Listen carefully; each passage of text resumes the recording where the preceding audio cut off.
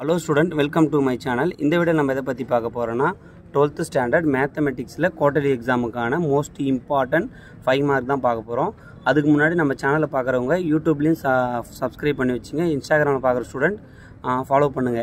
இப்போ வந்து பார்த்தா most important 5 மார்க் தான் பார்க்க போறோம். நீங்க இந்த 5 மார்க் எல்லாத்தையும் நீங்க படிச்சிட்டீங்கன்னா வர போற quarterly examலயும் சரி பப்ளிக் எக்ஸாம்லயுமே நீங்க வந்து பார்த்தா full mark score பண்ணலாம்.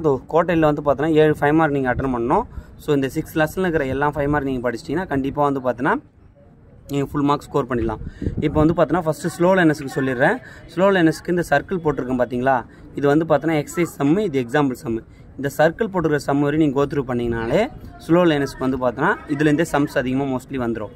இதுல வந்து பார்த்தா டாப் மார்க் எடுக்கிறவங்க வந்து பார்த்தா இதுல இருக்கிற மொத்த சம்மையும் போட்டு பாத்துருங்க. அப்புறம் எக்ஸ்ட்ரா சம்மையும் போட்டு பாத்துங்க. இதுல இருக்கிற சம் எல்லாம் ரொம்ப இம்பார்ட்டன்ட். செகண்ட் லெசன்லயும் அதே போல தான். ஃபர்ஸ்ட் லெசன்ல 2 5 மார்க் வர வாய்ப்பு இருக்கு. செகண்ட் லெசன்லயும் 2 5 மார்க் வர வாய்ப்பு இருக்கு. இதுல வந்து பார்த்தா சர்க்கிள் போட்டுறதுல ரொம்ப இம்பார்ட்டன்ட். அதெல்லாம் கோ த்ரூ பண்ணீங்க. தேர்ட் லெசன்ல கம்பல்சரி ஒரு 5 மார்க் வந்துரும். பப்ளிக்லயும் சரி. இது நல்லா கோ த்ரூ பண்ணி இதெல்லாம் போட்டு பாத்துங்க. அப்புறம் வந்து பார்த்தா ஃபோர்த் லெசன் மோஸ்ட் இம்பார்ட்டன்டான 5 மார்க் தான் கொடுத்துருக்கு. இது எக்ஸசைஸ் எக்ஸாம்பிள். இதுல இருக்கிற எல்லா சம்மையும் கோ த்ரூ பண்ணீங்க. இதுல இருந்தும் ஒரு 5 மார்க் வர வாய்ப்பு இருக்கு. 5th லெசன்ல வந்து பார்த்தோன்னா நான் கொஞ்சம் சம் தான் கொடுத்துருக்கேன். இதுல இருந்து 2 5 மார்க் வரும். பப்ளிக்ல குவார்டர்லி எக்ஸாம்ல 2 வரும். இந்த 5.5 இருக்கிற ஃபுல்லா எக்ஸசைஸும் எக்ஸாம்பிள் எல்லா சம்மையும் போட்டுருங்க. இது ரொம்ப இம்பார்ட்டன்ட்.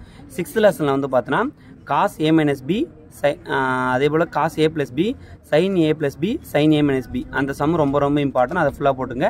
6.7ல கார்ட்டீசியன் சமன்பாடு அந்த சம்ஸ் எல்லாத்தையும் கோ த்ரூ பண்ணீங்க.